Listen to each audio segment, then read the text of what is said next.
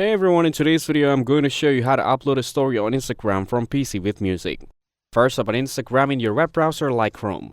Now log in by entering your username and password. Once you're on the home page, right-click anywhere on the screen and select Inspect.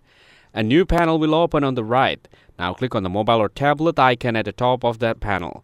This will switch Instagram to mobile view. Refresh the page if it doesn't change right away. Now you'll see the Your Story option at the top left corner. Just like on your phone, click on it. Then select a photo or video from your computer that you want to upload as your story. After that, click on the AA icon to add any text if you want. Now click on a sticker icon at the top. Here you can choose a music sticker to add a song. Select for the song you like, then select the part of the music you want to use. Once everything looks good, click on Add to your story. Now go back to your profile and check Your Story with music should be live. For more information, check out the links given in the description. Don't forget to like and subscribe to the channel. Thanks for watching. See you in the next one.